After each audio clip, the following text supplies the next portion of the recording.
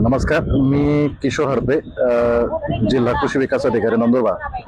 काल दिनांक 6 जून 2025 रोजी मिळालेल्या गुप्त माहितीनुसार जिल्हास्तरीय पथकाने जिल्ह्यातील अक्कलकुवा तालुका येथे गुजरात स्टेट ट्रान्सपोर्ट मार्फत जी त्यांची बस आहे याच्यामधून बोगस एसटीबीटी बियाण्याची वाहतूक होत असल्याबाबतची माहिती मिळाली.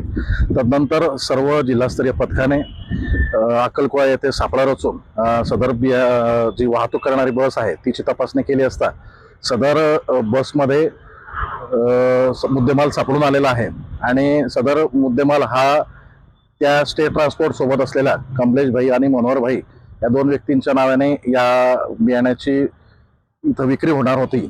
या उद्देशाने त्यांनी ते इथं आणलेलं होतं. तरी सदरचा मुद्देमाल हस्तगत करून त्याच्यावर पुढील फौजदारी कारवाई करण्यात आलेली आहे.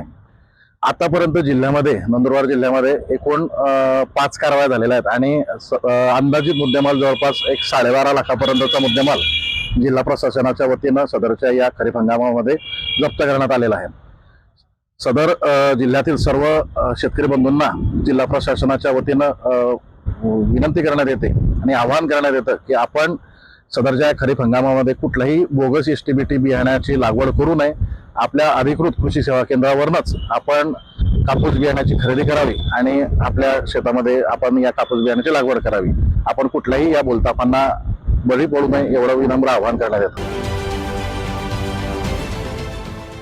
देश विदेशातील प्रत्येक घडामोडींचे लाईव्ह अपडेट मिळवण्यासाठी आता साम टीव्हीच्या सर्व सोशल मीडिया प्लॅटफॉर्मला लाईक, फॉलो आणि सबस्क्राईब करा. तसंच सर्व नोटिफिकेशनसाठी बेल आयकॉन प्रेस करायला विसरू नका.